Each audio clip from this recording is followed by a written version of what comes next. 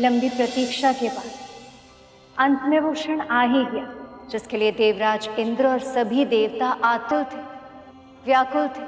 महादेव और देवी पार्वती ने लास्य नृत्य आरंभ कर दिया था और फिर वो क्षण दूर नहीं था जब उनका पुत्र जन्म लेता और वो तारकासुर का वध करता। पर तभी ऐसा कुछ हुआ जिसके किसी ने कल्पना भी नहीं की थी।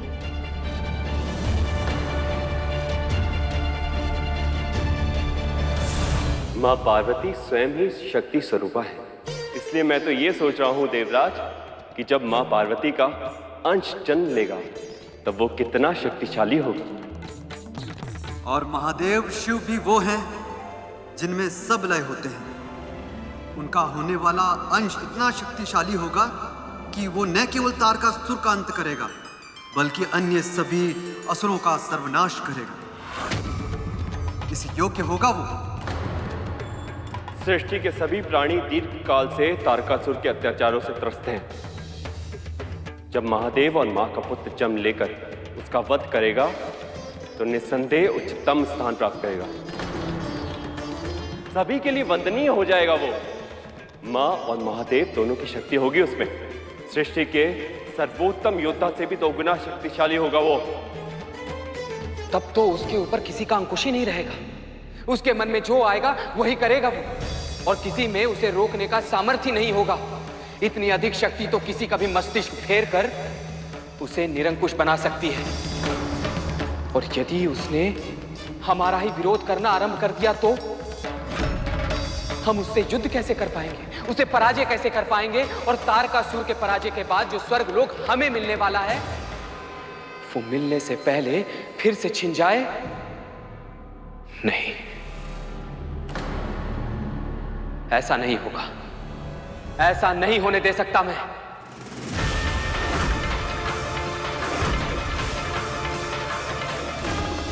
यही है जीवन की विडंबना।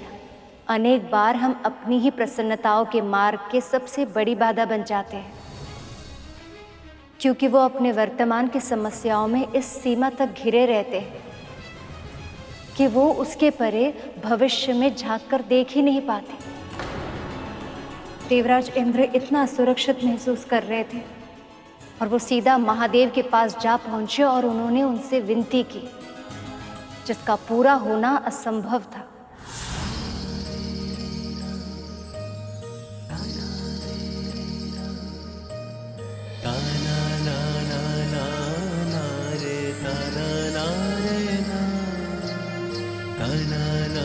महादेव, महादेव कृपया दर्शन दीजिए। महादेव दर्शन दीजिए।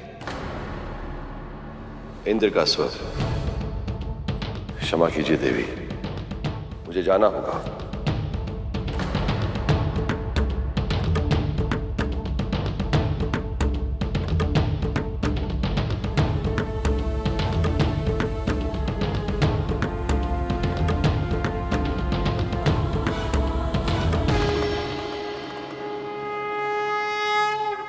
देवगण, आप यहां?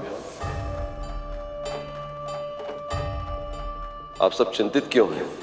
प्रभु, आप तो अच्छी तरह जानते ही हैं कि मां पार्वती और आपके विवाह के लिए हम सभी देवताओं ने कितनी लंबी प्रतीक्षा की। आपके पुत्र के जन्म के लिए कामना की है, प्रार्थना की है, क्योंकि इस पूरी सृष्टि में केवल वही है जो तारकासुर का वध कर पाने में सक्षम होगा। केवल वही है जो इस संसार को राक्षसी अत्याचारों से मुक्त कर पाएगा। प्रभु, पर क्या देवराज, ये संकोच का ही है। पर महादेव, जो पुत्र आपके और आदि शक्ति स्वरूपा मां पार्वती के मिलन से जन्म लेगा, उसकी शक्ति का तो अनुमान ही नहीं लगाया जा सकता। उसके सामने हम सभी देवता शक्तिहीन हो जाएंगे प्रभु। और महादेव, इतनी अधिक शक्ति के साथ उत्तरदायित्व भी बहुत अधिक बढ़ जाता है। पर यदि किसी भी कारण से किसी भी काल में उस बालक ने अपने उत्तरदायित्वों का निर्वाह करते समय महत्वाकांक्षा का परिचय दिया तो प्रभु?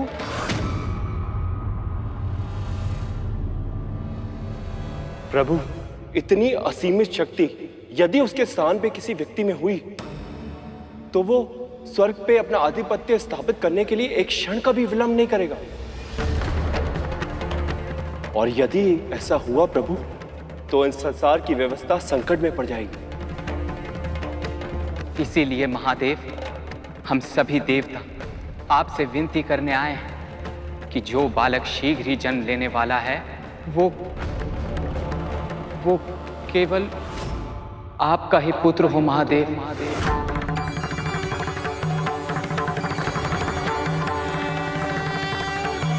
केवल आपसे ही उसकी उत्पत्ति हो। हमें ये वरदान दीजिए महादेव, हमारे मन की इच्छा पूरी कीजिए महादेव।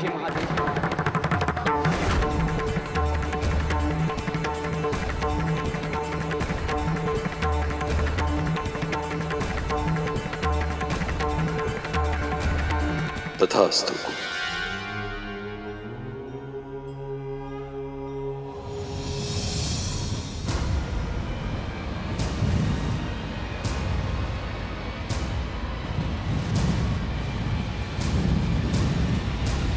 ये बात तो देवता भी जानते हैं कि एक संतान के जन्म के लिए उसके पालन पोषण के लिए एक माँ का होना कितना आवश्यक है। तो फिर इंद्रदेव ऐसी विनती कैसे कर पाए बहन जी? और महादेव, उन्होंने उनकी विनती स्वीकार ही क्यों की? तारकासुर के कारण।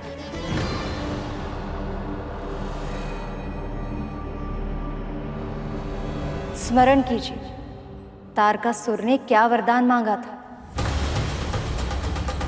फिर आप मुझे ये वरदान दीजिए ब्रह्मदेव कि मेरी मृत्यु केवल उसी के द्वारा संभव हो पाए जिसका जन्म स्वयं महादेव शिव शंकर से हुआ हो। तारकासुर को लगने लगा था कि उसने मृत्यु पर विजय प्राप्त की, पर आदि शक्ति श्री माता की तो लीला ही अनोखी है कि जब वो घट रही होती है तब स्वयं उनके स्वरूप माँ पार्वती भी उसमें फंस जाती है। माँ, फिर देवी पार्वती को पता चला तो क्या हुआ?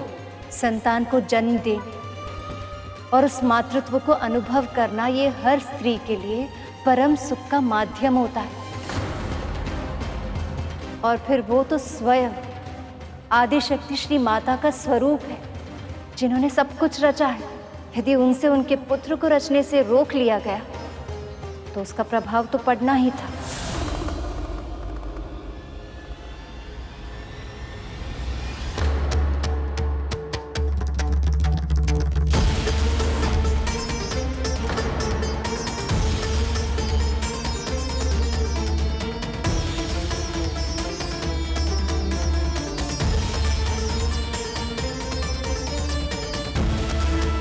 ये क्या कर रहे हैं आप?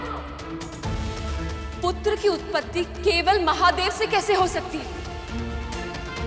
संगम और समागम की जिस क्रिया के लिए स्त्री और पुरुष दोनों की आवश्यकता होती है, उसे केवल महादेव से संपन्न कराने के प्रयास कैसे कर सकते हैं आप सब? और आपने ये क्या किया महादेव? देवताओं ने अपनी मनोकामना व्यक्त की और अपने बिना सोचे समझे उन्हें इतना बड़ा वरदान दे दिया। आपने मुझे किस धर्म संकट में डाल दिया महादेव? यदि मैं आपके वरदान को अस्वीकार करती हूँ तो अपने पति के दिए हुए वचन का मान न रखने के पाप की भागी बनूंगी। और यदि इन देवताओं की अनुचित मांग को पूरा किया तो स्वयं संतान के सुख से वंचित रह जाऊंगी। हमारा पुत्र तो हमारे प्रेम का फल होता महादेव, हमारे जीवन का वरदान, हमारे वाटिका का फूल। उसे कब और कैसे जन्म लेना है उसमें व्यवधान डालने वाले ये सब होते कौन हैं? कैसे कैसे कर सकते हैं आप ये अनुचित और अन्यायपूर्ण मांग?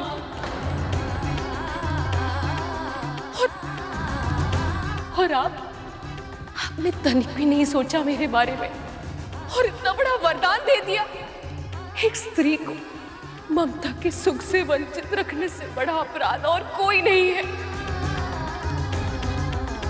क्या दोष था मेरा महादेव कि मुझे इतना बड़ा दंड मिला?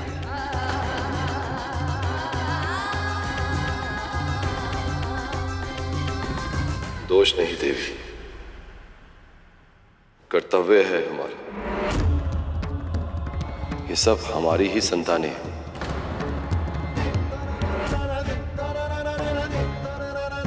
उनकी रक्षा और हित का विचार करना हमारा ही दायित्व है।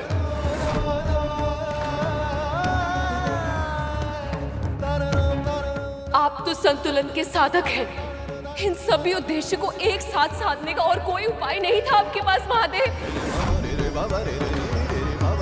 आप तो भोले भंडारी हैं, किसी का भी कष्ट नहीं देख पाते, अपने विषय में तनिक भी नहीं सोचते। आठों पहर परोपकार का विचार छाया रहता है आपके इस मन मस्तिष्क में, और आज भी ऐसा ही हुआ। आपके इस भोलेपन का लाभ उठाया इंद्र और इन सभी देवताओं ने। अपने स्वार्थ के लिए आपने जो मुझसे छीना है उसकी पीड़ा का आभास आपको तभी होगा जब जीवन का वही वरदान आपसे भी छीन लिया जाएगा।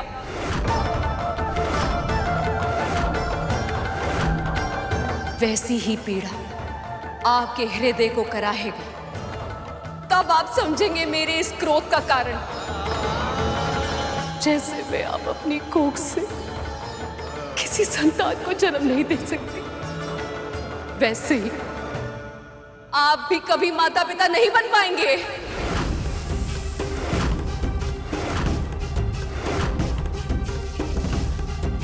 संतान उत्पन्न करने के लिए आपको किसी न किसी पृथ्वीवासी पर ही निर्भर रहना होगा, और यही सभी को मेरा श्राप है।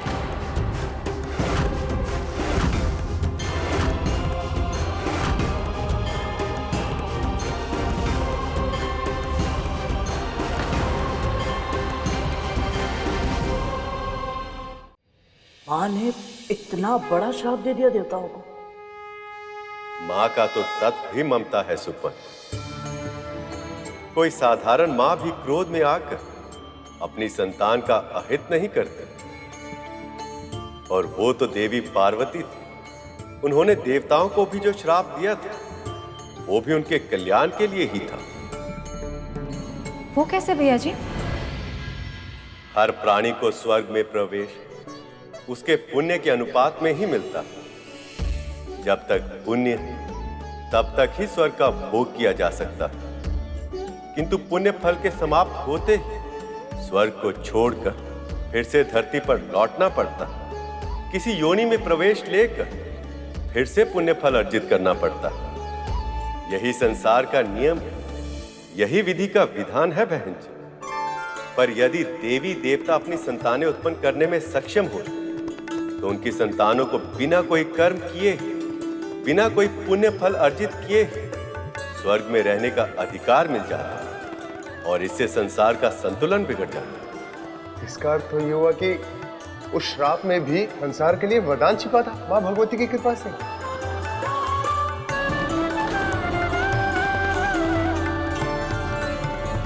परंतु एक प्रश्न है, माँ के बिना कार्तिकेय जी का जन्म हुआ कैसे? जब से महादेव ने देवराज इंद्र को वरदान दिया था तब से देवी पार्वती बहुत दुखी अनुभव कर रही थी।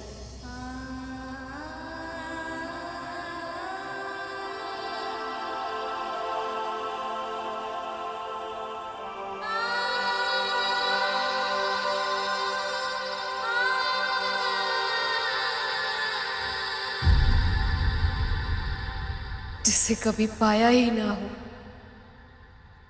उसे खोने का दुख मैं कैसे मनाऊं महादेव? दुख मनाने की आवश्यकता नहीं है पार्वती। भले ही उसकी उत्पत्ति मुझसे हो, फिर भी पुत्र तो वो आपका ही होगा ना।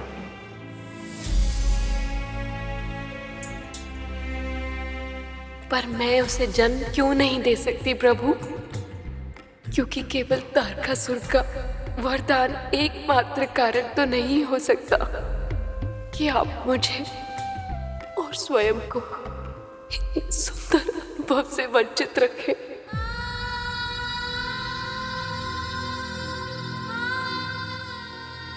आपसे कुछ छिप नहीं सकता पार्वती।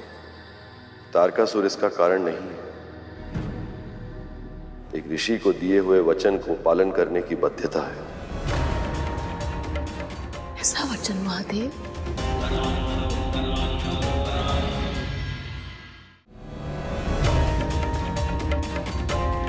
आइए पार्वती, आपकी किसी से भेंट करानी है।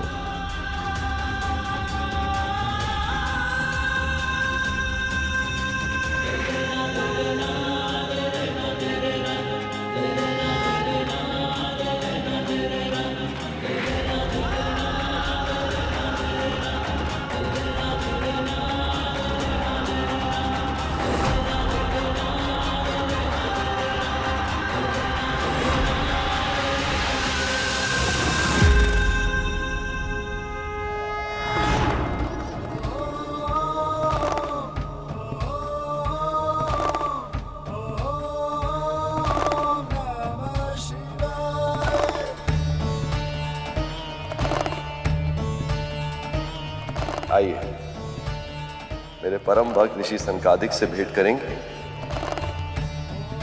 मैं आपका संकेत समझती हूँ महेश्वर, और ये भी समझती हूँ कि अपने भक्त के प्रति आपका अथाह प्रेम ही आपको उनकी ओर खींचे लिए जा रहा है। चलिए।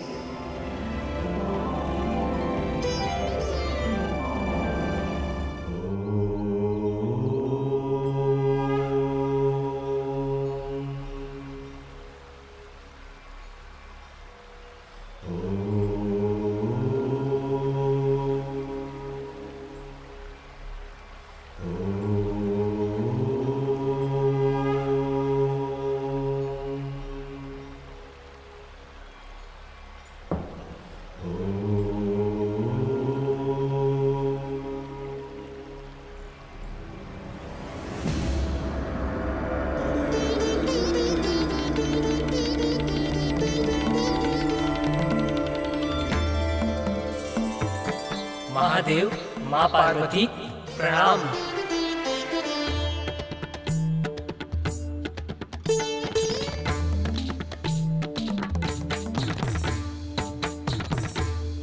क्या हुआ सनत? तुमने मुझे प्रणाम नहीं किया? किससे प्रणाम करवाना चाहते हैं आप महादेव? कौन प्रणाम करे आपको? मेरी ये देह या मेरी आत्मा?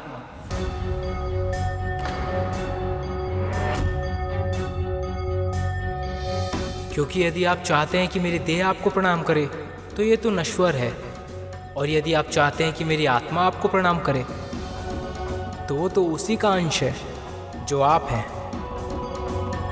जब हम दोनों एक ही हैं तो कौन बड़ा और कौन छोटा? ऐसे में मैं आपको कैसे प्रणाम कर सकता हूँ महादेव?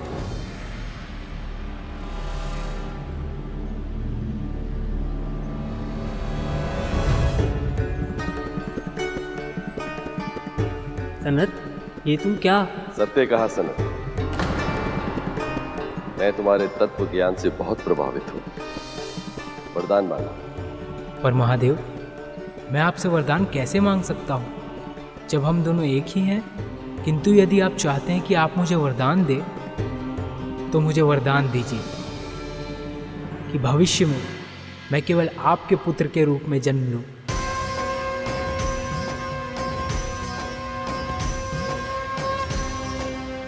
तथास्तु, तथास्तु, तथास्तु।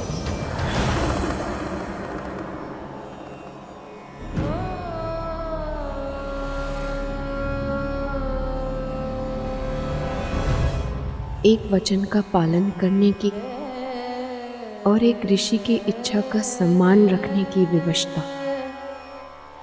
मैं समझती हूँ प्रभु, और इसीलिए आपके इस वरदान से मैं व्यथित नहीं होंगी। आपके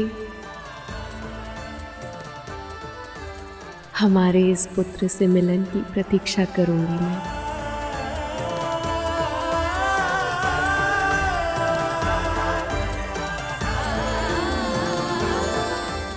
देवी पार्वती तो प्रतीक्षा करने के लिए तैयार थी, किंतु देवराज इंद्र और अन्य सभी देवता स्वर्ग और अपनी शक्ति वापस पाने के लिए आतुर थे।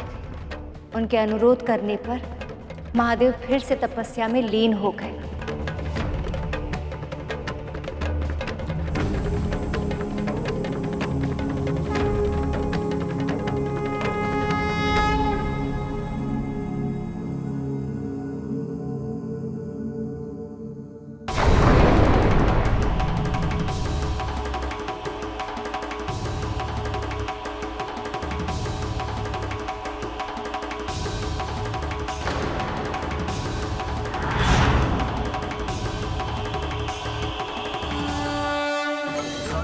महादेव से प्रकट हुई उस ऊर्जा में इतना तेज था, इतना बल था कि सब उसे देखकर चकित हो गए।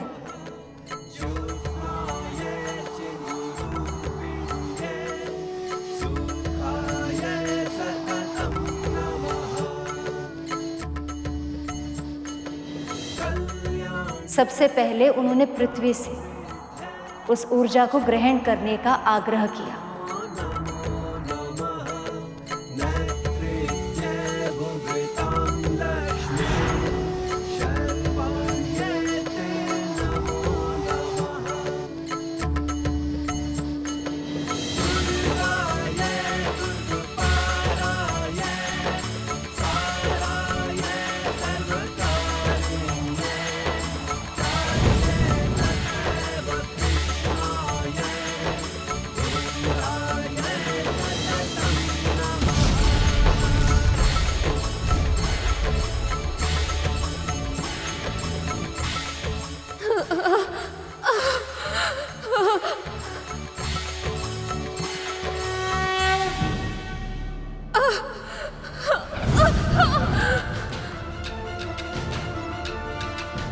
जब पृथ्वी उसे नहीं सह पाई तो वायुदेव ने प्रयास किया। मेरा इस ऊर्जा को सहन कर पाना संभव है अग्निदेव। आप तो ताप के देवता हैं, आप ही इस ऊर्जा को संभाल सकते हैं। ये लीजिए।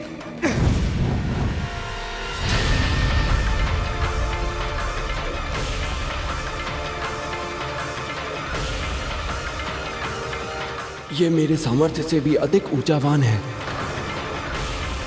अब तो मां गंगा ही सहायता कर सकती हैं।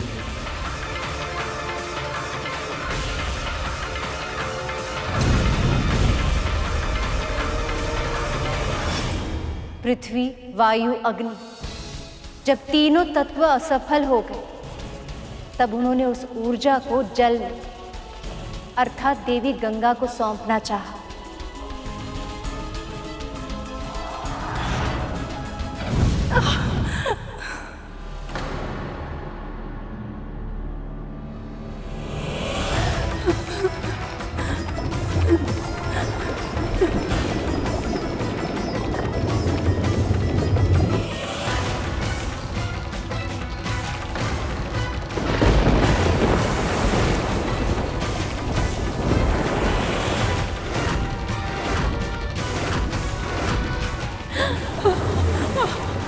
जब सभी तत्व हार गए तभी देवराज इंद्र को अपने फूल का आभास हुआ। उन्हें ज्ञात हुआ कि महादेव से उत्पन्न हुई उस ऊर्जा को और कोई नहीं, केवल शक्ति अर्थात देवी पार्वती ही अपने अंदर धारण कर सकती है। देवराज इंद्र कातर भाव से देवी पार्वती की ओर देखने लगे, जो दूर से इस सारे घटनाक्रम को देख रही थी। देवराज इंद्र उनसे दृष्टि तक नहीं मिला पा रहे थे। तभी देवी पार्वती ने गंगा की ओर देखा।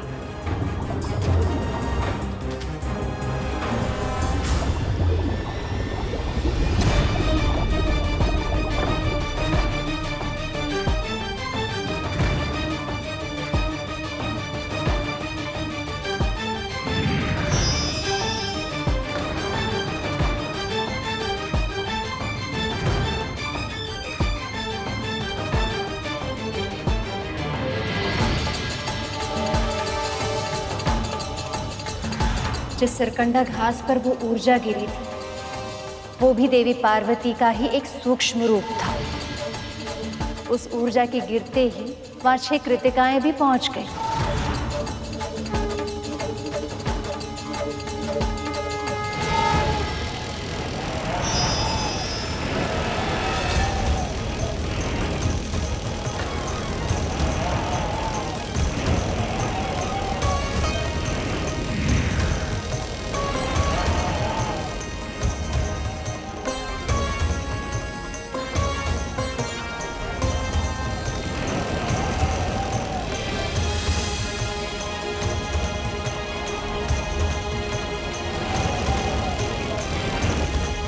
सचमुच अतुल्य है ये ऊर्जा, अतुल्य होगा ये शिवपुत्र।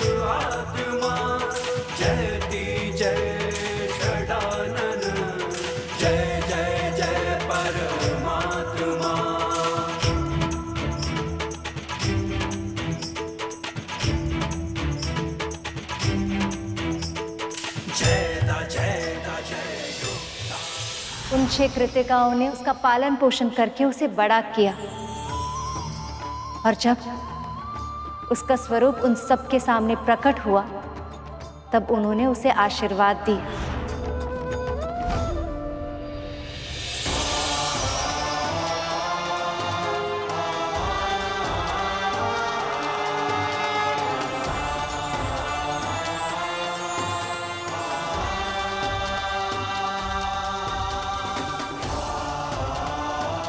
हम कृतिकाओं का दुग्ध पान करके तुम बड़े हुए हो, इसलिए तुम्हारा एक नाम कार्तिकेय भी होगा पुत्र।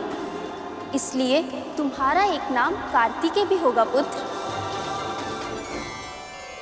और पुत्र, 6 कृतिकाओं के प्रतीक स्वरूप तुम्हें षडनार अर्थात 6 हाथों वाला भी कहा जाएगा।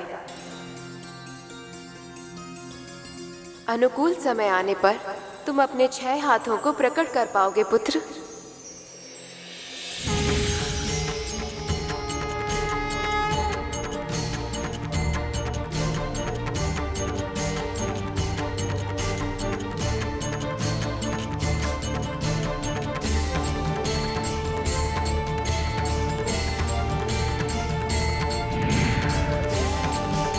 आप सब मेरी माँ हैं।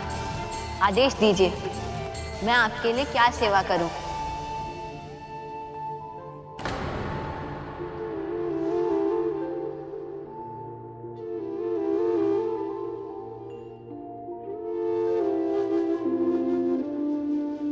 ना केवल इस पुत्र का जन्म मेरे बिना हुआ है, बल्कि इसने तो इन सभी 6 कृतिकाओं को मुझसे पहले ही माँ कहकर पुकार लिया है। क्या ये कभी भी मुझे माँ के रूप में स्वीकार कर पाएगा?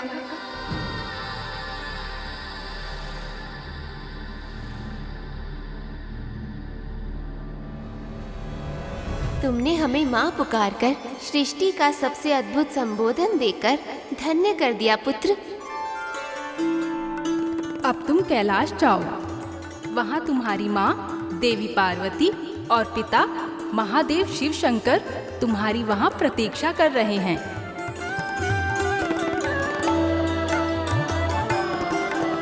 पुत्र, तुम वही करोगे जो वो कहेंगे। उनके आदेशों का पालन करना ही तुम्हारा धर्म है।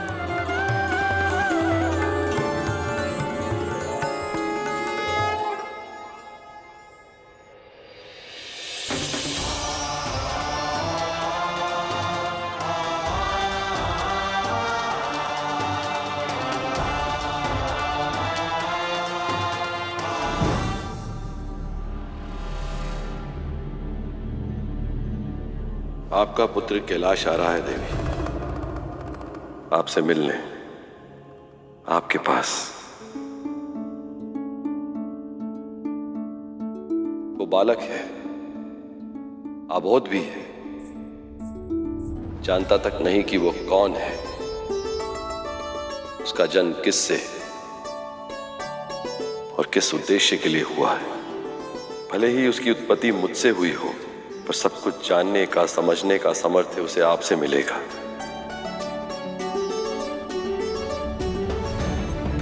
मां ही पहली गुरु होती हैं देवी। मां ही बालक का मार्गदर्शन करती है, सीख, संस्कार और क्षमता प्रदान करती है। मां ही भविष्य का आधार रखती है और यह अधिकार केवल आपका है, इसे आपसे कोई नहीं छीन सकता, मैं भी नहीं।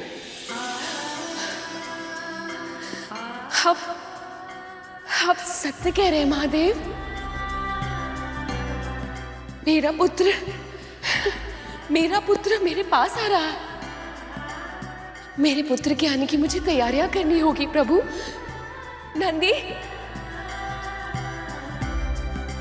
नंदी, श्रृंगी, मेरा पुत्र आ रहा है। मेरे पुत्र के आने की तैयारियां करनी होगी। ऐसा वातावरण करना होगा कि वो जिस ओर दृष्टि करे उसे बस मेरी ही ममता दिखाई दे। जाओ, उसके स्वागत की तैयारी करो, जाओ।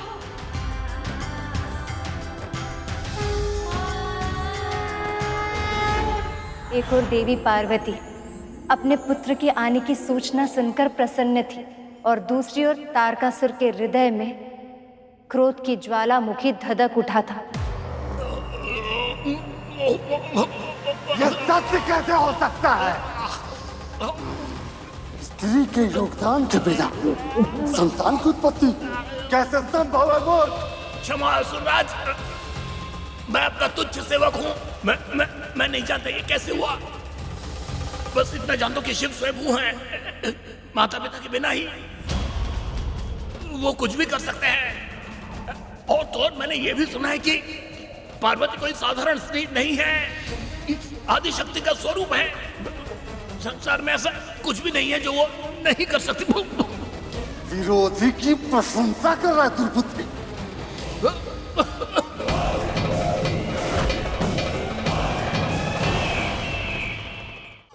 इसके प्राण लेने से क्या होगा असुरराज?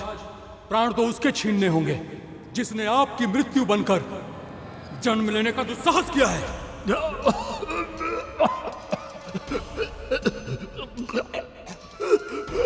परंतु हम उसकी हत्या कैसे कर सकते हैं? उसमें शिव का अंश है। नहीं असुरराज, नहीं। यदि आपकी आज्ञा हो तो मैं अपना सुझाव दूंगा। इस परिस्थिति में यही उत्तम होगा कि स्वर्ग लोग देवताओं को लौटा दे।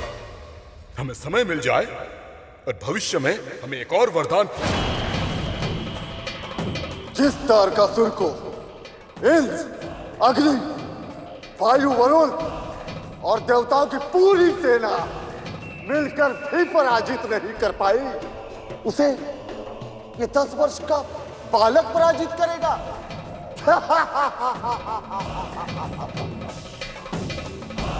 शिव और पार्वती से मिलने से पहले ही मैं उसे कीट की तरह मसल कर रख दूंगा।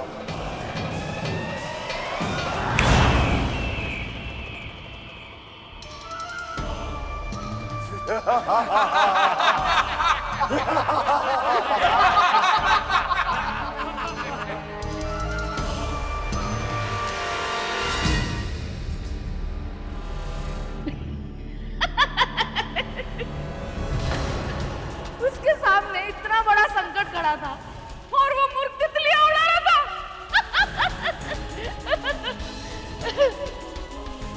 वो साधारण तितलियां नहीं थी। वो 5 मायावी असुर थे जिन्हें वरदान मिला था। यदि वो किसी को घेर ले तो वो एक ऐसा क्षेत्र बन जाएगा जिसके भीतर फंस जाने से कोई वहां से बाहर नहीं निकल सकता। वो क्षेत्र संकुचित होते जाता है, जिसके कारण उसके भीतर फंसा हुआ व्यक्ति घुट-घुट कर अपने प्राण त्यागने के लिए विवश हो जाता है। फिर क्या हुआ माँ?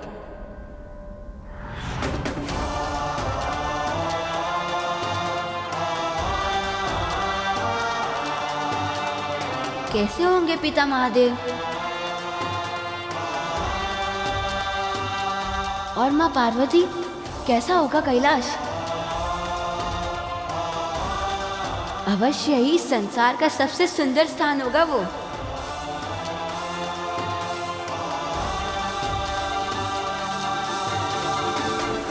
अरे इतनी सुंदर तितली, अरे इधर आओ मेरे पास, तुम्हें कोई हानि नहीं पहुंचाऊंगा मैं। अरे आओ ना।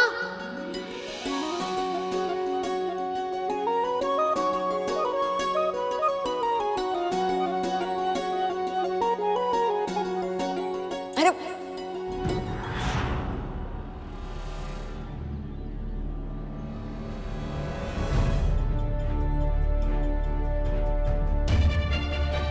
अभी तो एक ही थी, इतनी शीघ्र अपनी सखियों को भी बुला लाए।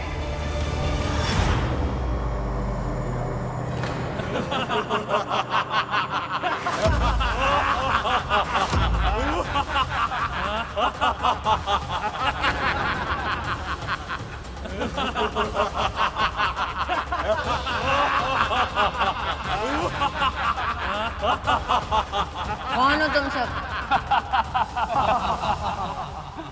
और मुझे ऐसे क्यों घेर लिया है? हम बच्चा हैं और तुम हो हमारे आहार।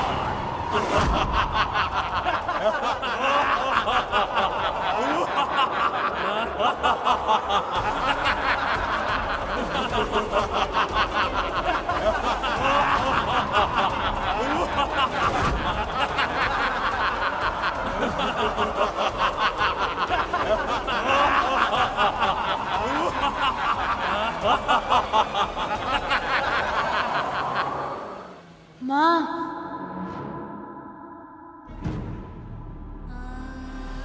पुत्र,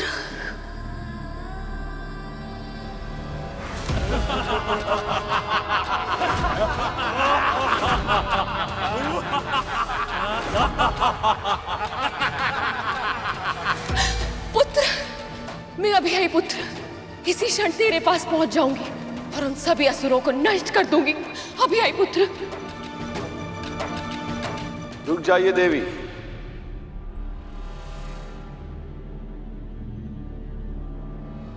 मत जाइए। प्रभु, हमारा पुत्र संकट में है, क्रूर राक्षसों से घिर गया है वो, और आप चाहते हैं कि मैं उसकी रक्षा ना करूं?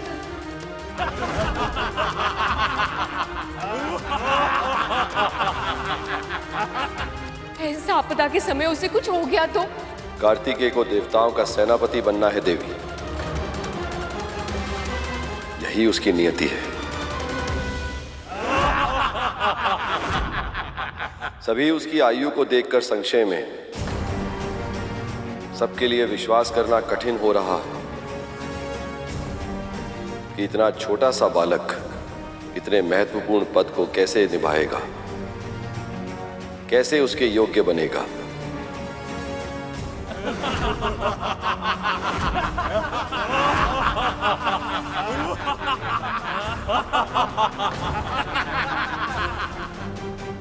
इसे आप आपदा समझ रही हैं, वो अवसर है हमारे पुत्र के लिए स्वयं को सिद्ध करने का अवसर, अपनी श्रमता, व्यक्तित्व की वीरता और स्वभाव की दृढ़ता का साक्ष्य देने का अवसर।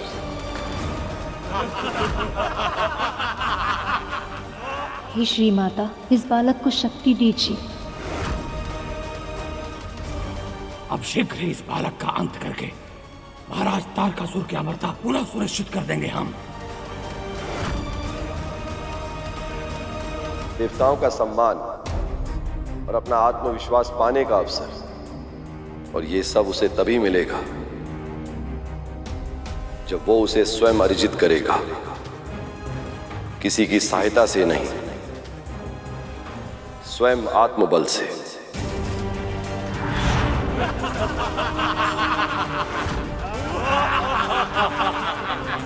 5 असुरों की पकड़ से कोई मानव तो क्या, यक्ष, किन्नर, गंधर्व, यहां तक कि कोई देवता भी नहीं बच पाया है।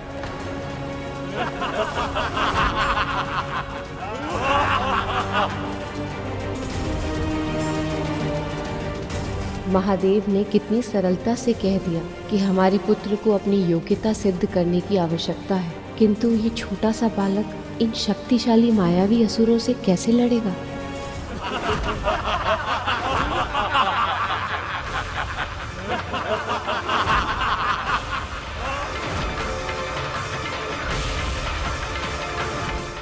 शिवपुत्र ही सही, पर है तो ये एक नन्हा अबोध सा बालक ही। अकेले इन 5 का सामना कैसे कर पाएगा ये देवराज? मैं समझ नहीं पा रही महादेव, ये परीक्षा मेरी है या मेरे पुत्र की? मैं उसे जन्म भी नहीं दे पाई, उसे दुग्धपान भी नहीं करा पाई, और अब इस आपदा के क्षण में मैं उसकी सहायता भी नहीं कर सकती। स्वामी, यदि एक बिल्ली की संतान भी किसी संकट में फंस जाती है तो वो सींगनी की तरह उसकी रक्षा करने के लिए दौड़ जाती है। स्वामी, यह असुर दुष्ट है, क्रूर है, मायावी है। हम अपने पुत्र की रक्षा कैसे कर पाएंगे? यदि हमारे पुत्र को कुछ हो गया तो? कैसे होगा? आप केवल अपने पुत्र के तन से दूर हैं।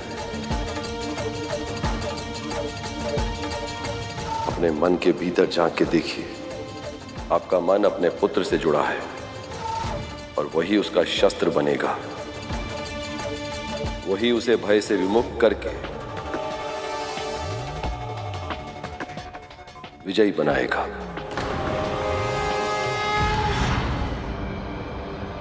कैसी रहस्यमयी माया है ये? यहाँ से बाहर कैसे निकलूं मैं?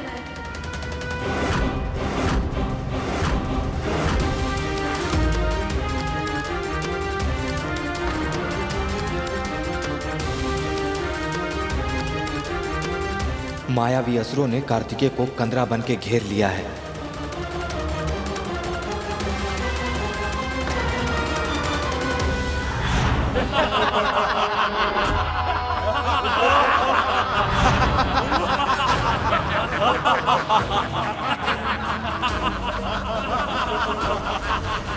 अपनी मायावी शक्तियों से उन असुरों ने भ्राता कार्तिकेय को एक कंदरा में बंद कर दिया प्रभु।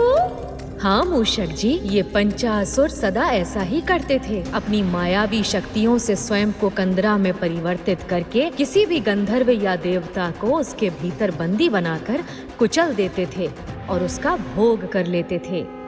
बालक, जिस किसी को भी स्मरण करना है कर ले, क्योंकि अब तू इस कंदरा से जीवित नहीं लौट सकता।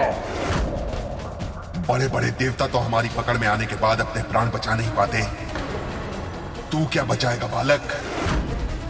बस कुछ ही क्षणों में तुझे घुटन का आभास होने लगेगा।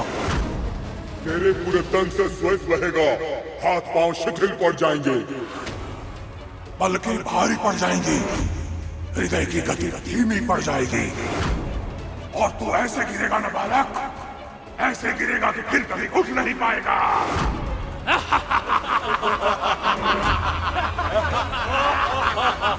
इन शक्तिशाली मायावी असुरों की माया से अपना बचाव कैसे करेगा पुत्र कार्तिकेय?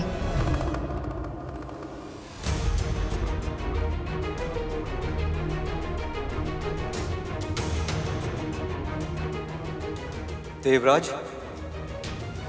अब तो बहुत समय हो चुका है। इस कंदरा रूपी क्षेत्र में न तो अब तक कोई ध्वनि सुनाई दी और ना ही यहाँ पर कोई उथल पुथल हुई है। कहीं ऐसा तो नहीं देवराज कि कार्तिकेय को कुछ हो गया हो। देवराज वो तो मात्र 10 वर्ष का है।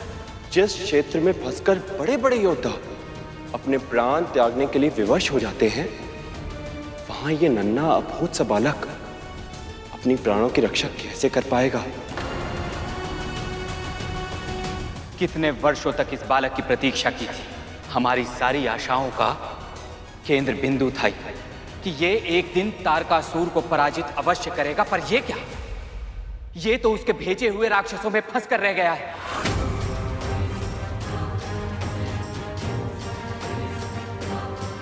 महादेव, महादेव, अब क्या होगा महादेव?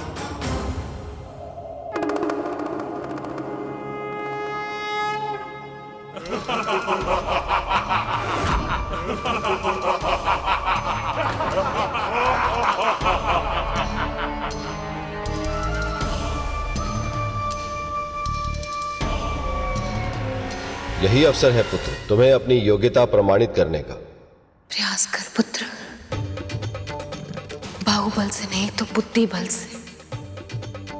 हर संकट से बाहर निकलने की एक युक्ति अवश्य होती है।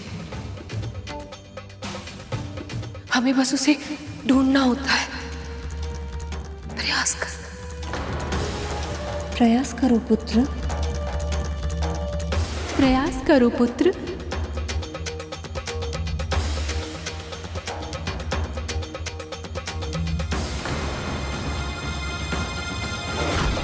अब इन पाछू को पाठ पढ़ाता हूँ।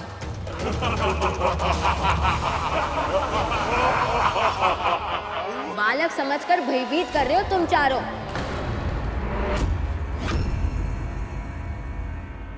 मूर्ख, बालक ही तो है तू। इसमें इतना समझने की आवश्यकता ही क्या है? अरे तूने गणना तो सही की ही नहीं और चला आया असुरराज तारकासुर के योद्धाओं का सामना करने। ध्यान से देख बालक, ये 4 नहीं 5 है, 5। पर मुझे तो तुम 4 ही दिखाई दे रहे हो। अच्छा, अवश्य ही तुम में से कोई पतला दुबला अस्थियों का ढांचा होगा, तभी मुझे देखने में कठिनाई हो रही है। उद्दंड बालक, तू किसे अस्थियों का ढांचा बोल रहा है? अब दिखे हम 5।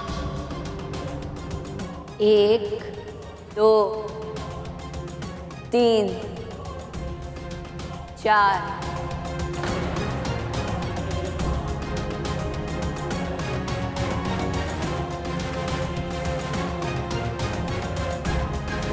और 5वां मैं।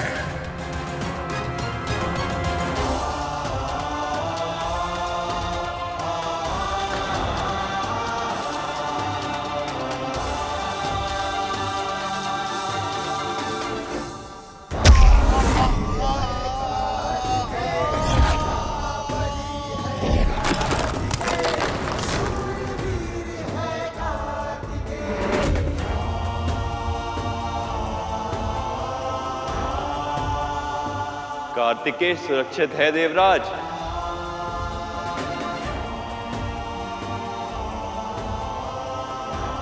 अब आपको विश्वास हुआ देवी कि आपका पुत्र कितना सक्षम है और सामर्थ्यवान भी। अब तो आप ठीक हैं पार्वती?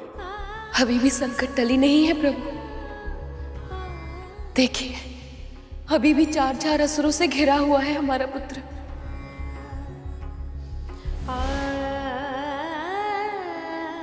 10 वर्ष का बालक और इतनी शक्ति।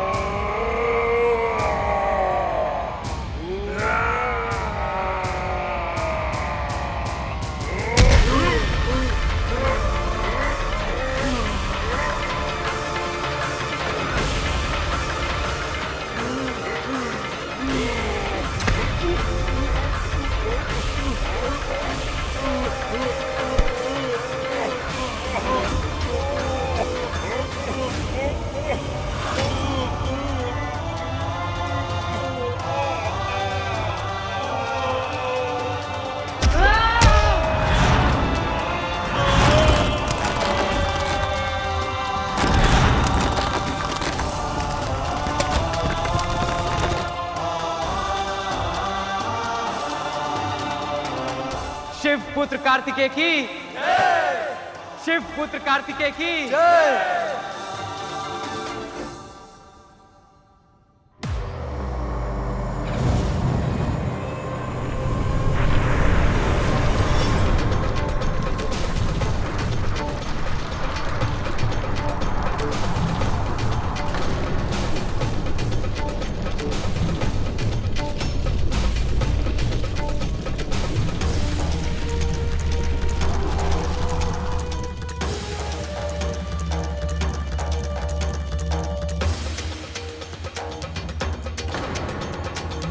देवराज, ये क्या? ये असुर तो महाविशाल पर्वत में बदल गया है। इसके सामने कार्तिकेय इतना नन्हा सा लग रहा है। इसका सामना कैसे कर पाएगा ये?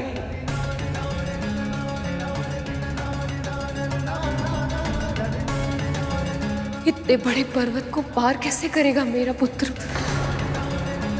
बल बुद्धि का प्रदर्शन करना एक बात होती है और मायावी शक्ति से युद्ध करने के लिए बिल्कुल अलग कौशल की आवश्यकता होती है।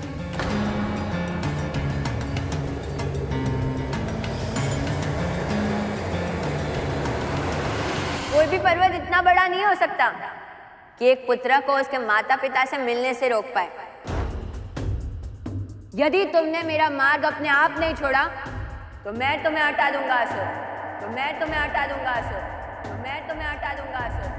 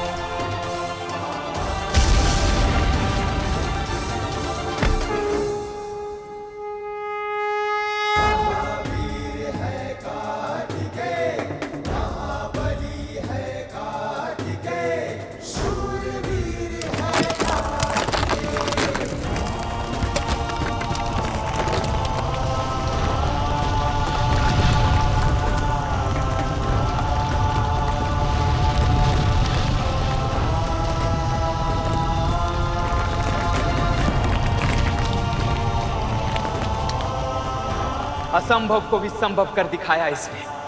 केवल शिव पुत्र ही कर सकता था ऐसा। शिव पुत्र कार्तिकेय की जय! शिव पुत्र कार्तिकेय की जय!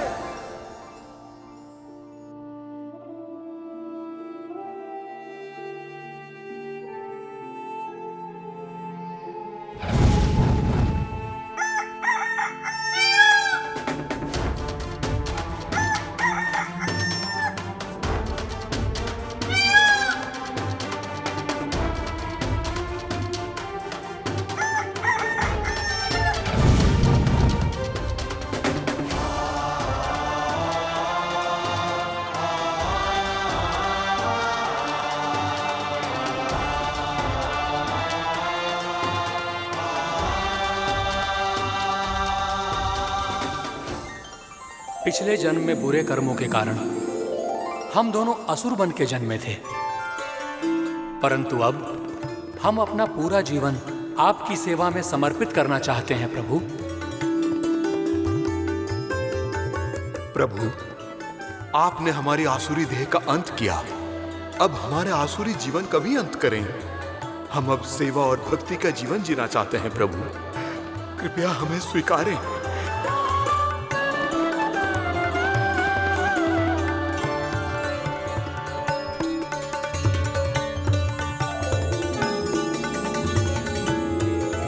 मोर, अब से तुम मेरे वाहन के रूप में जाने जाओगे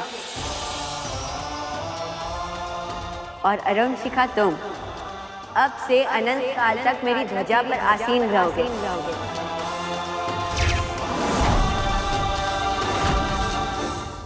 अच्छा, तो इस प्रकार मोर प्रभु कार्तिकेय के वाहन बने।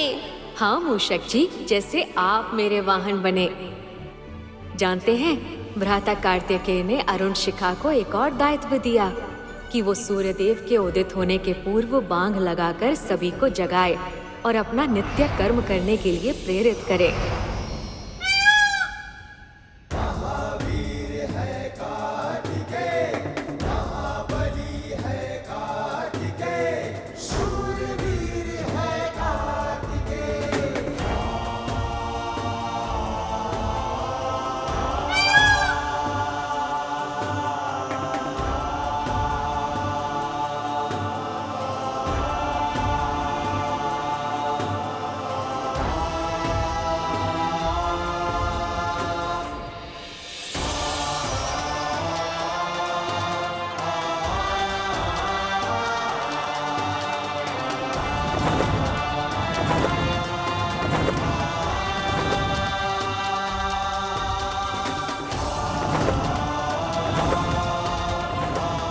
पुत्र कार्तिकेय की, शिव पुत्र कार्तिकेय की, शिव पुत्र कार्तिकेय की।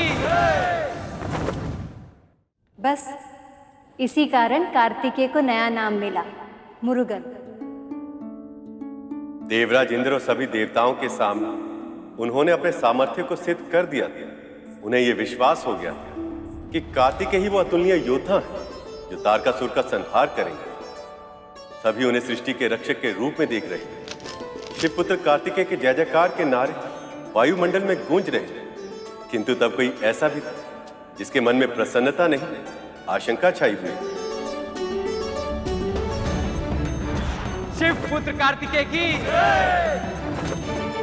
शिव पुत्र कार्तिकेय की, शिव पुत्र कार्तिकेय की, शिव पुत्र कार्तिकेय की, शिव पुत्र कार्तिकेय की।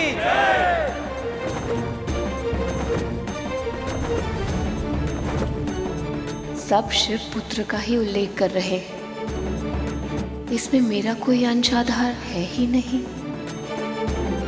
शिव पुत्र कार्तिकेय की, शिव पुत्र कार्तिकेय की, शिव पुत्र कार्तिकेय की, शिव पुत्र कार्तिकेय की।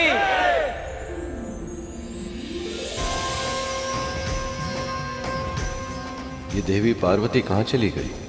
मैं अब समझा प्रभु, आप माता पार्वती की किस पीड़ा के विषय में कह रहे थे? उस पीड़ा के विषय में सोचकर ही मेरा मन उदास हो जाता है।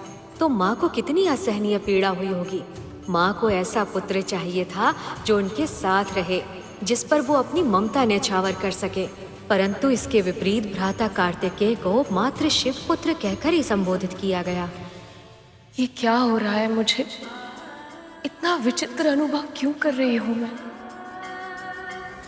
मेरे पुत्र ने इतनी कम आयु में इतनी बड़ी विजय प्राप्त की है। मुझे तो गर्व अनुभव होना चाहिए, प्रसन्नता होनी चाहिए उसकी सफलता देखकर। पर गर्व और प्रसन्नता के साथ साथ मुझे दुख क्यों अनुभव हो रहा है? ऐसा क्यों लग रहा है कि ये बालक केवल शिवपुत्र ही बनकर रह जाएगा? यदि सच में ऐसा हुआ तो, यदि इसे मुझसे कोई जुड़ाव ही नहीं हुआ तो,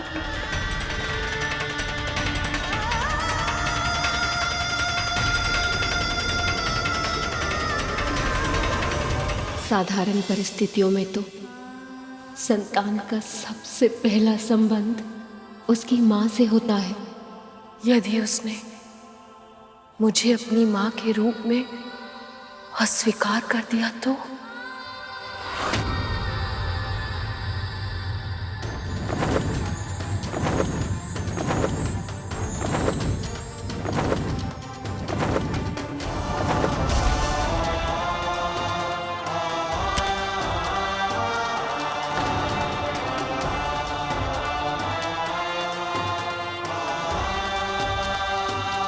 मेरा पुत्र आ गया।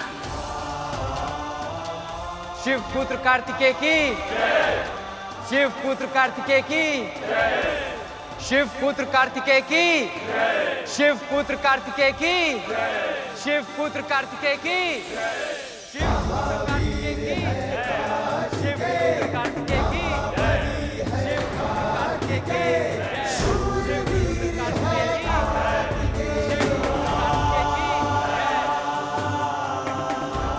केवल शिवपुत्र?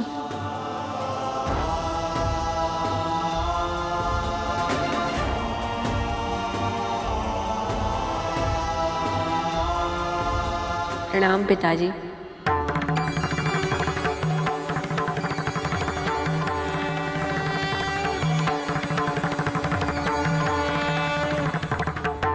कीर्तिमान भावपुत्र,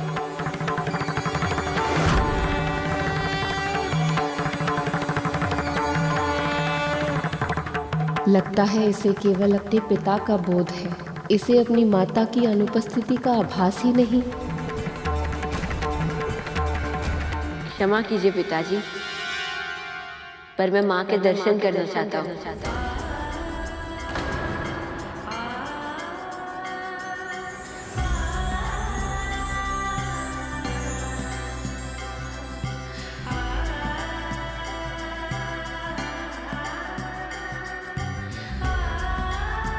अवश्य पुत्र, अवश्य। शिव पुत्र कार्तिकेय की, शिव पुत्र कार्तिकेय की, शिव पुत्र कार्तिकेय की, शिव पुत्र कार्तिकेय की, शिव पुत्र कार्तिकेय की, शिव पुत्र कार्तिकेय की।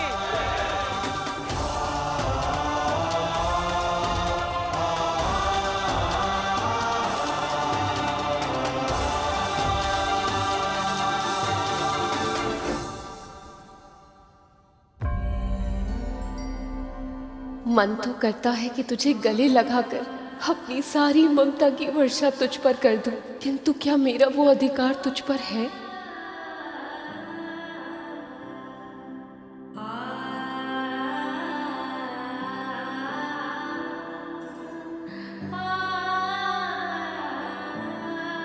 माँ,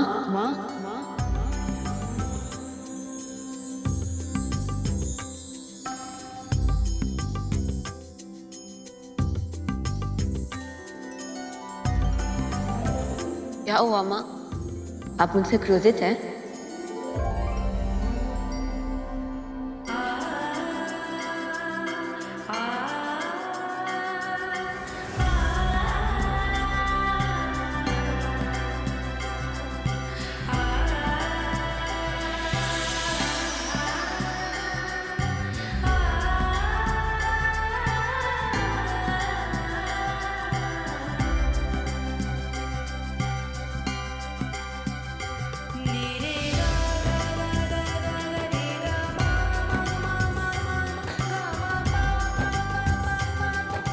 आप बिल्कुल वैसी ही दिखती है जैसी मैंने कल्पना की थी।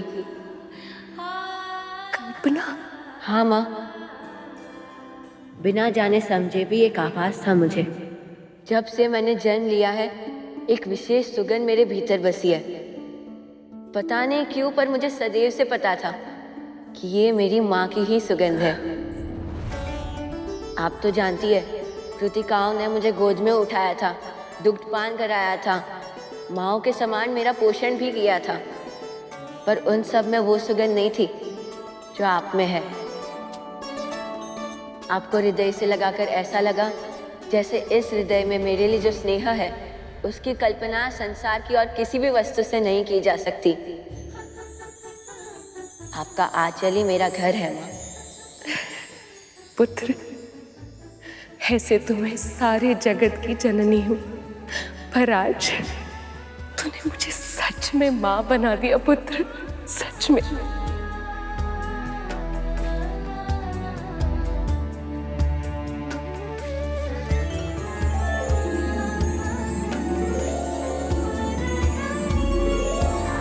देवी पार्वती ने जब कार्तिकेय को पहली बार गले लगाया तो इस पूरे संसार को स्कंदमाता स्वरूप की पहली छवि दिखाई दी। तब सबको आभास हुआ कि माँ के बिना पुत्र की रचना तो क्या, कल्पना करना भी असंभव है। यदि कार्तिकेय में शिव का अंश था तो उसे धारण करने वाली सरकंडा घास भी देवी पार्वती का स्वरूप था। और ये बात वो छोटा सा बालक भी जानता था, और वो छोटा सा बालक उस सुगंध को अच्छे से पहचानता था। यहाँ एक ओर कार्तिकेय के आने के कारण पूरे कैलाश में प्रसन्नता छाई थी, तो वहां दूसरी ओर तारकासुर के नगरी में उथल पुथल मची हुई थी।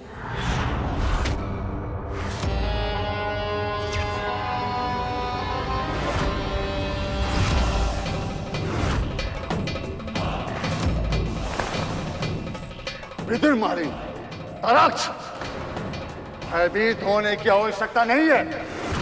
वीर पुरुषों की तरह लड़ो।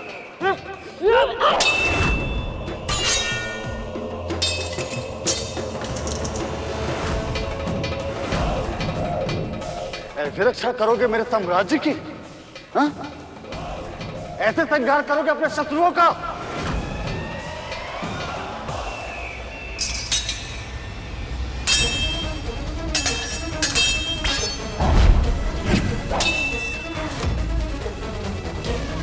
स्वामी, क्या कर रहे हैं आप स्वामी? ये आपके पुत्र हैं, शत्रु नहीं। तनिक संभाल के। गृह स्वामिनी हो तुम, वहीं तक सीमित रहो। युद्ध का प्रशिक्षण कैसे देना है ये मत सिखाओ मुझे। अब हटा यहाँ से।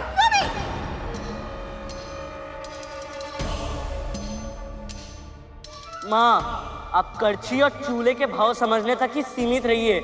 ये तलवारों की भाषा हम पुरुषों पर ही छोड़ दीजिए। अति का लाड प्रेम करके हमें कायर बनाने का प्रयास मत करो माँ। यहाँ से जाओ।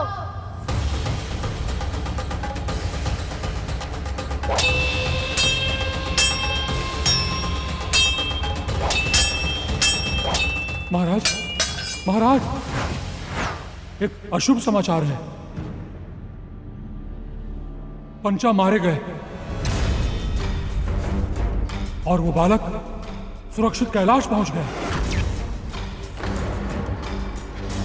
स्वामी, स्वामी, ये अनिष्टता का संकेत है।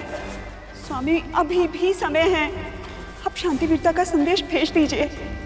यदि शिवपुत्र ने आक्रमण कर दिया तो सब नष्ट हो जाएगा स्वामी। समाचार के साथ साथ तुम्हारी वाणी भी अशुभ थी। इससे पहले कि मेरा कोई अनिष्ट हो, मैं उस बालक को ही नष्ट कर दूंगा।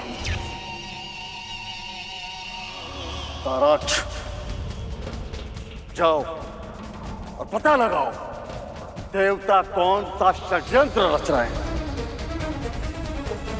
जाओ।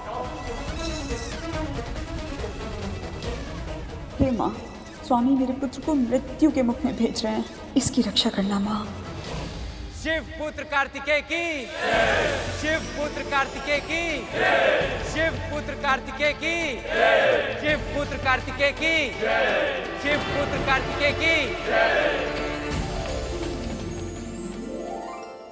ये स्थान उचित है, यहाँ से अच्छी दृष्टि रख पाऊंगा मैं। कौन क्या कर रहा है और कौन क्या कह रहा है। संतान का पहला नाता उसकी माँ होती है। वही पिता से और सारे संसार से उसकी पहचान करवाती है।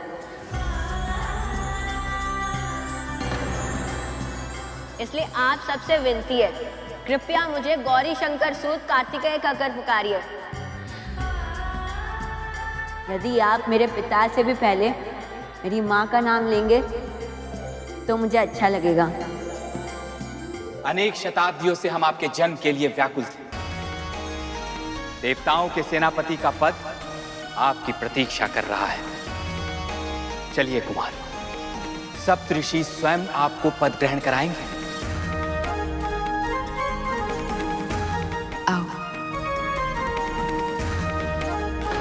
गौरी शंकर सूत कार्तिकेय की, गौरी शंकर सूत कार्तिकेय की। मुझे शीघ्र ही पिताजी को ये सूचित करना होगा कि सभी देवता इस शिव पुत्र की प्रशंसा तो कर रहे हैं, किंतु ये इस योग्य लग तो नहीं रहा। गौरी शंकर सूत कार्तिकेय की, गौरी शंकर सूत कार्तिकेय की, गौरी शंकर सूत कार्तिकेय की।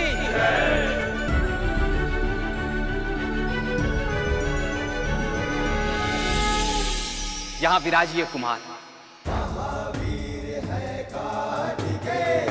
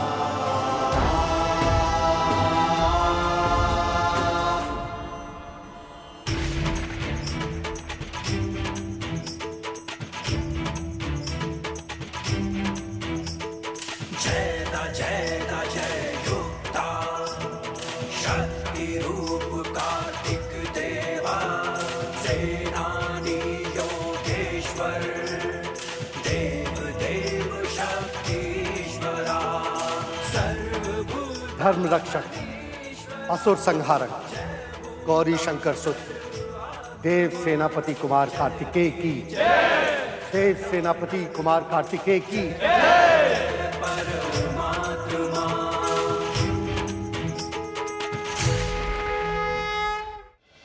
मैं आप सभी देवताओं से आग्रह करता हूं कि आप अपने सेनापति को अपने अपने अस्त्र भेंट कीजिए।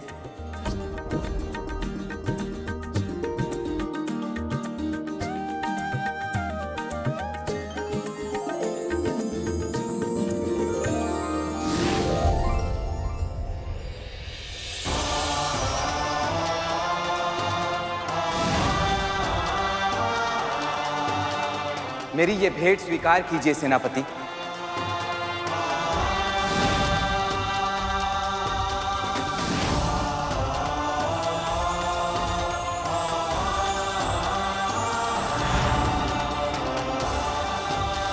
अब आप जब भी स्मरण करेंगे तो मेरा ये विशेष अस्त्र आपकी सेवा में समर्पित हो जाएगा।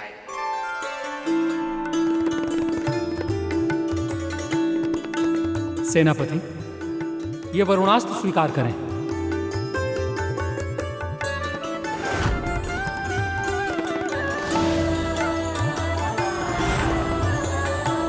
सेनापति जी, मेरा ये अग्नि अस्त्र स्वीकार कीजिए।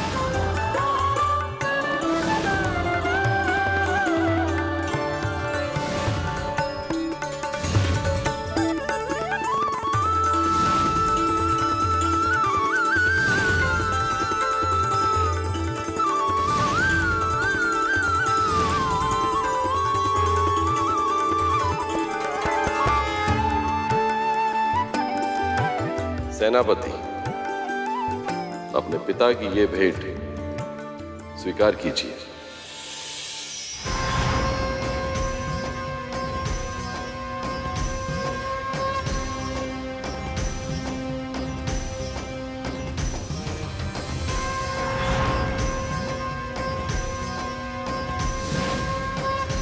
मेरे शक्ति के प्रतीक के रूप में ये शूल सदैव तुम्हारे साथ रहेगा पुत्र।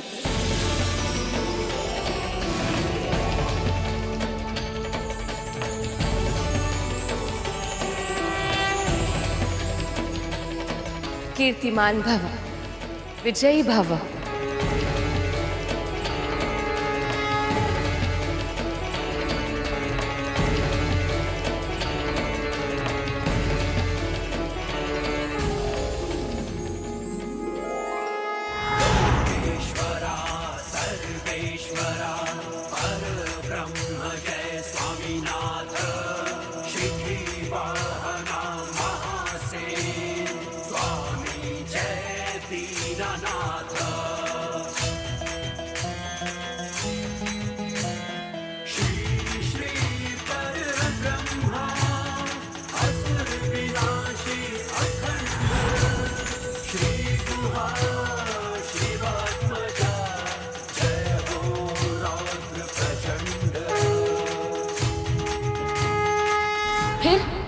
फिर क्या हुआ?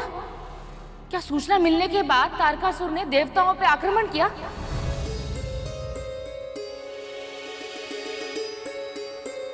तब तो कार्तिकेय अवश्य उसे मार दिए होंगे, है ना? इतनी शीघ्र नहीं। देवता तो युद्ध करने के लिए आतुर थे, पर देवी पार्वती ने उन सबको रोक लिया। अब हमें आपका साथ प्राप्त हो गया है तो हमारा विश्वास और भी बढ़ गया है। अब तारकासुर का अंत अवश्य होगा। अब हमें और समय व्यर्थ नहीं करना चाहिए सेनापति। आप शीघ्र ही आक्रमण का आदेश दें। नहीं,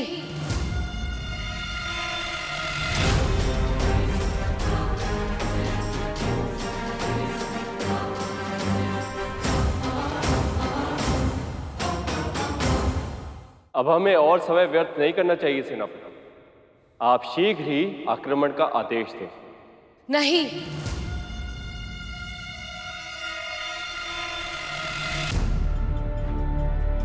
माँ, आपको मुझ पर विश्वास नहीं है कि मैं युद्ध जीत पाऊंगा?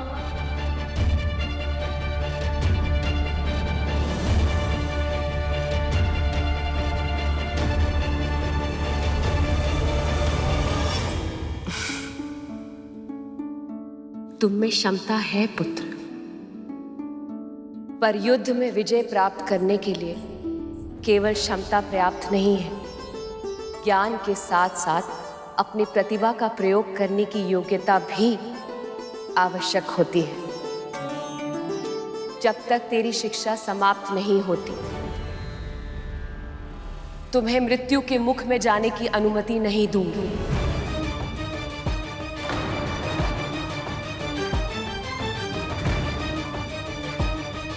पर मां, शिक्षा दीक्षा में तो समय लग जाएगा और तब तक तारकासुर का आतंक पूरे संसार में इसी तरह व्याप्त होता रहेगा। अब तक तो उसे यह सूचना भी मिल गई होगी कि आपके और महादेव के पुत्र का जन्म हो चुका है, और यह सुनकर वो और भी अधिक व्यग्र हो गया होगा। देवराज इंद्र ठीक कह रहे हैं देवी। अनेक वर्षों से यह संसार उसके अन्याय की अग्नि में जल रहा है।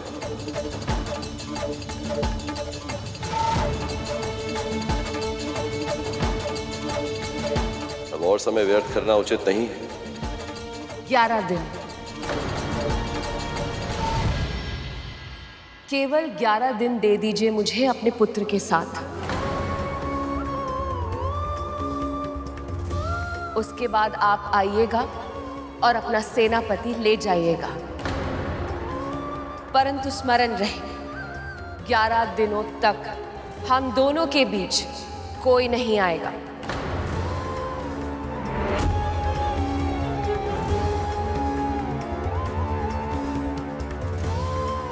ऐसा ही होगा देवी।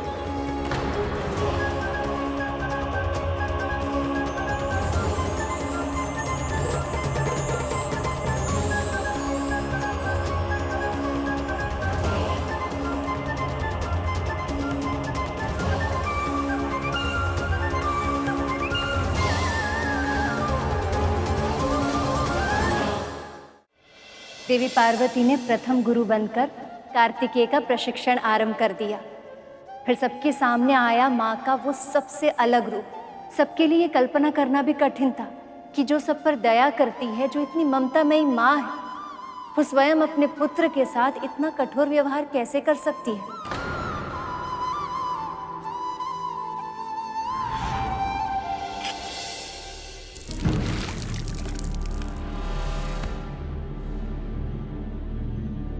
समय हो गया।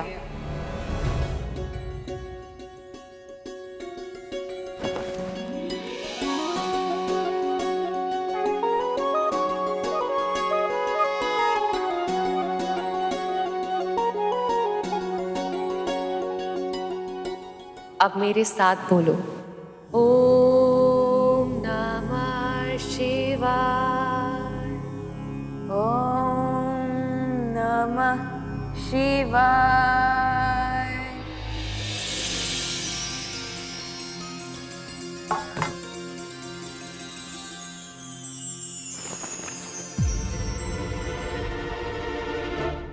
खाओ। मैंने तो सोचा था कि इतने परिश्रम के पश्चात माँ मुझे स्वादिष्ट भोजन खिलाएंगी, किंतु ये क्या, केवल 2 फल।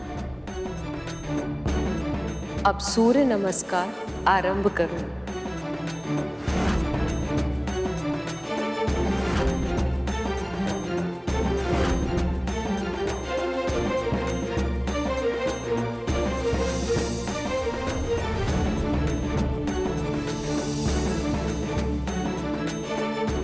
हाथ सीधा होना चाहिए, दृष्टि सतर्क, पांव दृढ़ता के साथ जमीन पर खड़े होने चाहिए, पर तीव्र गति से संचालन के लिए सदैव तैयार।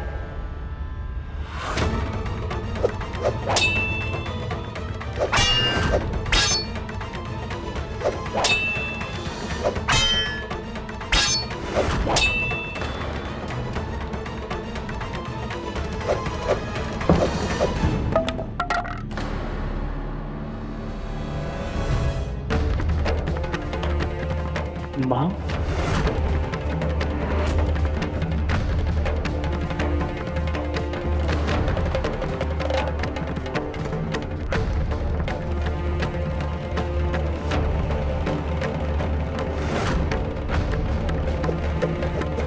नजर सामने कार्तिकेय। अब लिखो ओम।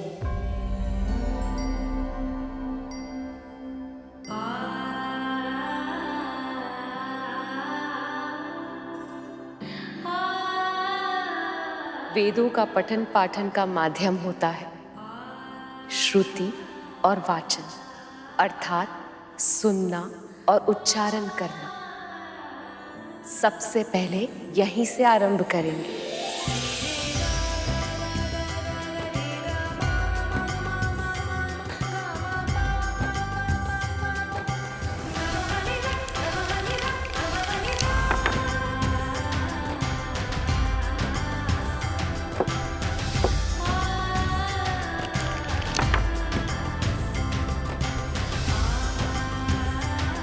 कार्तिकेय, संसार में कुछ भी इतना सरल नहीं होता जितना दिखाई देता है।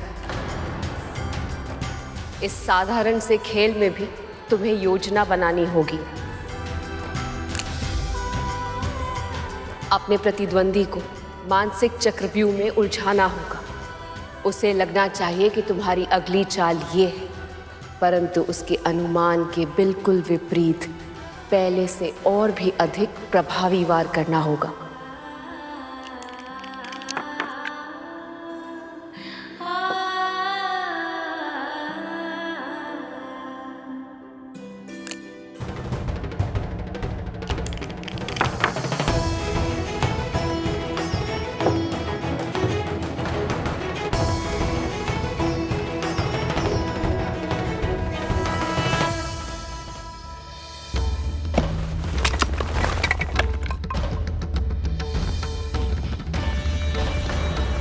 आपने ये गलत किया प्रभु। कार्तिकेय अभी केवल एक पत्थर है। इसे परिश्रम और ज्ञान की अग्नि में तप कर रत्न बनाना होगा हमें। इस तरह इसकी सहायता करके नहीं। आप सही कह रही हैं प्रिय, मुझे क्षमा कीजिए, मैं पुत्र मोह में ये भूल कर बैठा।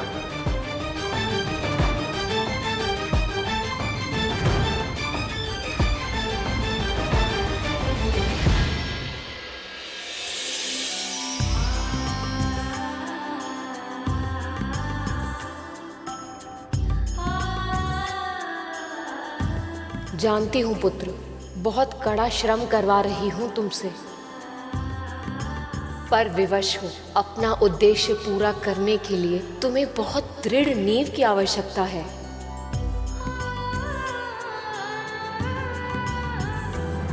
कुमार का प्रशिक्षण तो दिन पर दिन और भी अधिक कठिन होता जा रहा है। इसका परिणाम भी दिखाई देने लगा है देवराज।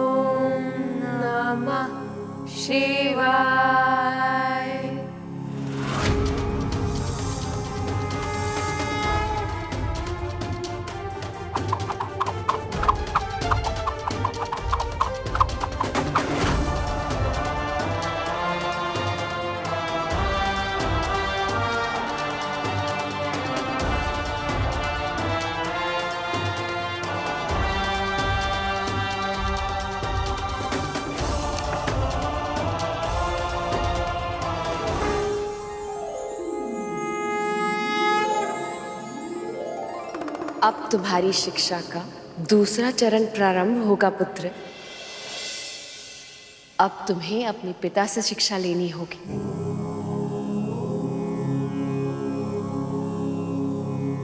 तुम्हारी मां से तुम्हें व्यवहारिक और संसारिक ज्ञान प्राप्त हुआ है पुत्र। अब मैं तुम्हें आत्मिक ज्ञान से अवगत कराऊंगा।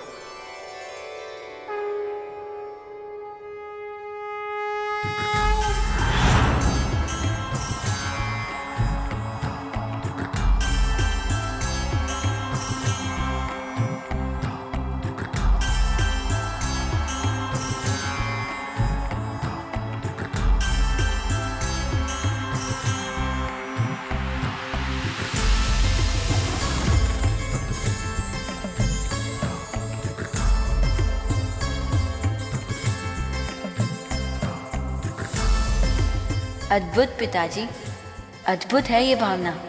बहुत सौभाग्यशाली हूँ मैं कि मुझे आप दोनों के पुत्र के रूप में जन्म लेने का अवसर मिला। व्यवहारिक, सांसारिक और आत्मिक सभी प्रकार का ज्ञान मिला है मुझे आप दोनों से। पर मुझे लगता है कि बिना गुरु के मेरी शिक्षा कहीं अधूरी ना रह जाए। देवी, हमारे पुत्र के लिए ऋषि अगस्त्य ही सर्वोचित गुरु होंगे। आप निश्चिंत रहिए, अब आपके पुत्र कार्तिकेय का दायित्व मेरा है।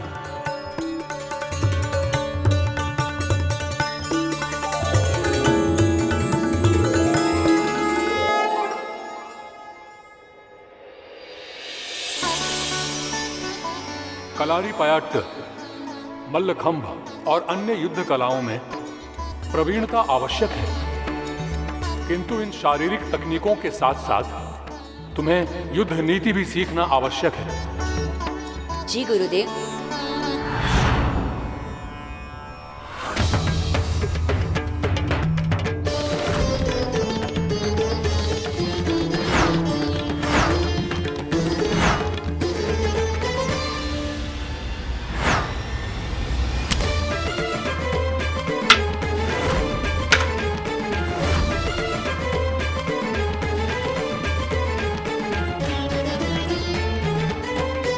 यदि ये तारकासुर का दुर्ग है तो सोच कर बताओ पुत्र, कैसे भेदोगे इसे?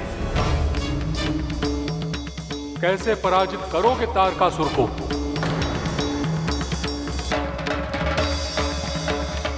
शत्रु के पराजय का रहस्य उसके व्यवहार में छुपा होता है गुरुदेव। हर प्रतिद्वंदी की कोई ना कोई दुर्बलता अवश्य होती है। मैं उसी दुर्बलता को ढूंढकर सटीक वार करूंगा।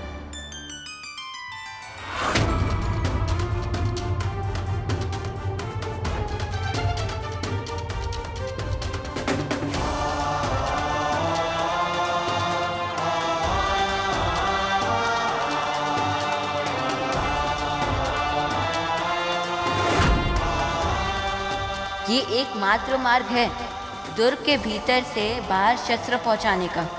यदि इसे ध्वस्त कर दिया तो उनकी सेना कमजोर पड़ जाएगी।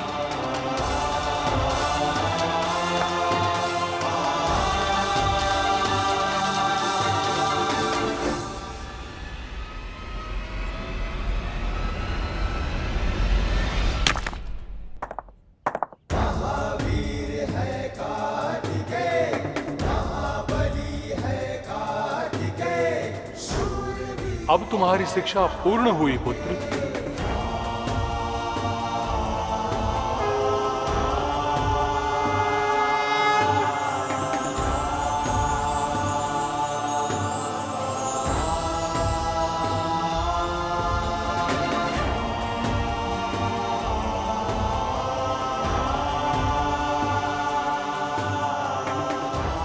अब आप हमारे सेनापति, तो हमें किसी का भी भय नहीं।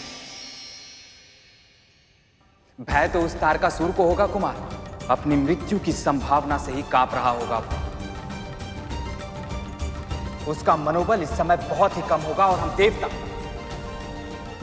देवता बड़ी सरलता से उस पर विजय प्राप्त कर लेंगे।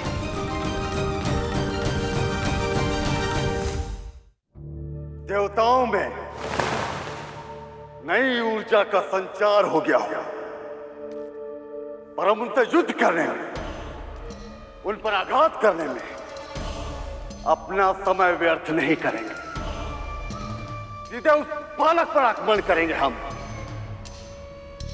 यदि उस बालक का वध हो गया तो फिर मुझे मारने वाला कोई नहीं बचेगा। और वैसे भी उस बालक के पास युद्ध का कोई अनुभव नहीं है। आपके पास युद्ध का अनुभव नहीं है कुमार, इसलिए आप पीछे रहेंगे। आगे हम जाएंगे और उन असुरों को आप तक पहुंचने से रोकेंगे। वो निश्चित ही हमें रोकने में अपना सारा बल लगा देंगे, और हमें उन्हें रोकना नहीं है, अपने निकट और निकट आने देना है उन्हें, ताकि वो सब स्वयं मेरे माया जाल में फंस जाए और एक बार सारे देवता अलग हो गए तो फिर वो बालक अकेला कुछ नहीं कर पाएगा।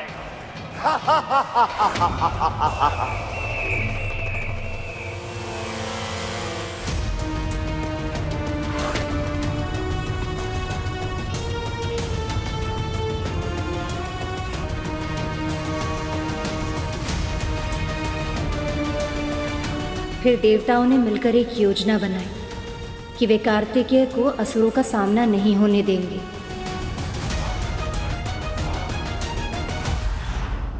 ये कितनी बड़ी विडंबना है ना माँ। वर्षों तक देवता कार्तिकेय जी के जन्म की प्रतीक्षा कर रहे थे ताकि तारकासुर को मारा जा सके, और अब वही उन्हें युद्ध करने से रोकना चाहते थे। यही तो माया की शक्ति है सुपन, जिसकी जननी स्वयं श्री माता ही। प्राणी कब माया जाल में फंस जाता है उसे पता ही नहीं चलता।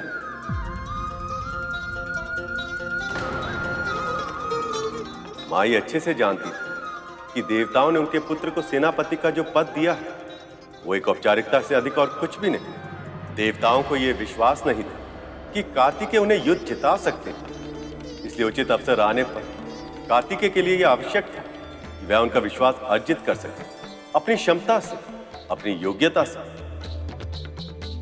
सचमुच भैया जी, मां जितनी अद्भुत है उतना ही रहस्यमय है इनका कार्य करने का ढंग। जय मां भगवती। जय मां। जय मां भगवती।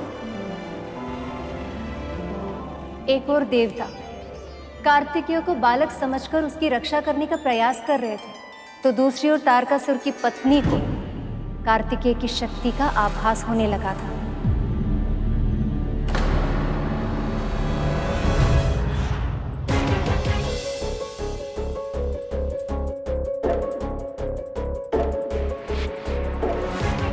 माँ, आज मेरे पति के साथ मेरे पुत्र भी इस युद्ध में भाग लेने जा रहे हैं।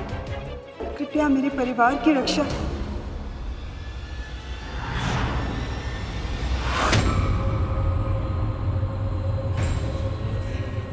माँ, आपके मुख का तेज,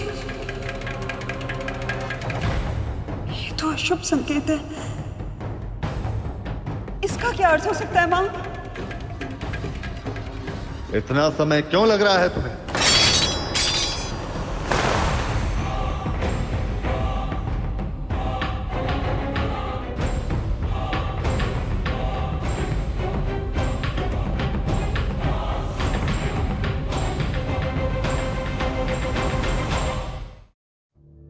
स्वामी, शिव पुत्र के साथ युद्ध करने के अपने इस निर्णय पे पुनः विचार कीजिए स्वामी।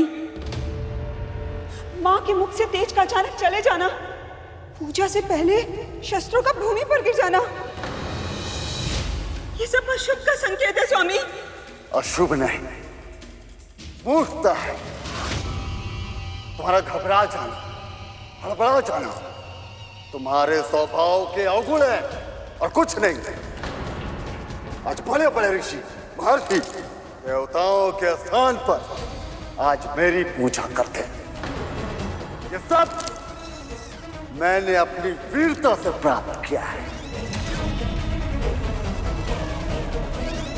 और तुम चाहती हो कि तुम्हारी हड़बड़ाहट को अशुभ का संकेत समझकर तिनके के समान उस बालक से भयभीत होकर ये सम्मान, ये राजपाट, ये ऐश्वर्य सब कुछ त्याग दूं?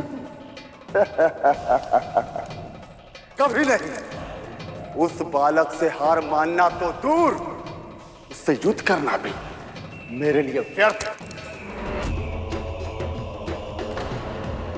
मेरे सामने वो एक कांटे से अधिक और कुछ नहीं, और उस कांटे का सामना करने के लिए तो मेरा छोटा पुत्र तराक्ष ही पर्याप्त है। अवश्य पिताजी, उस कांटे को तो एक चुटकी में तोड़ के फेंक दूंगा मैं।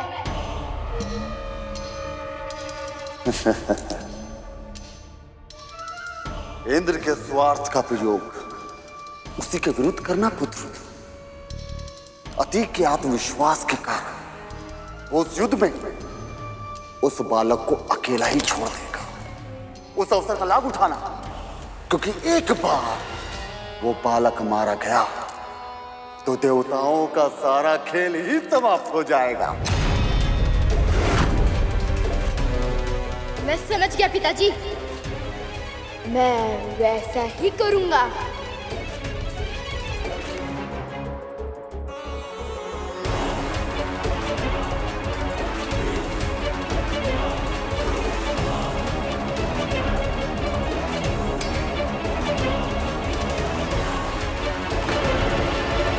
एक और तारकासुर का छोटा पुत्र अपने पिता की आज्ञा से कार्तिकेय का अंत करने निकल पड़ा था, तो दूसरी ओर कार्तिकेय इस युद्ध को अपनी योग्यता सिद्ध करने का अवसर मान पूर्ण वीरता से असुरों का सामना करने प्रस्तुत था।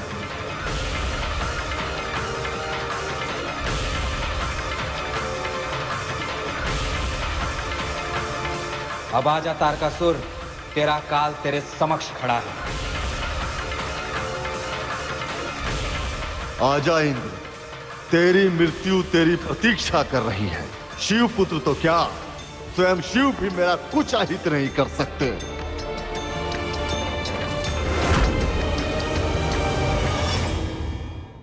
पक्षीराज गरुड़ के साहस भरे कारनामे देखने के लिए चैनल को सब्सक्राइब करें और साथ ही बेल आइकॉन दबाना न भूलें।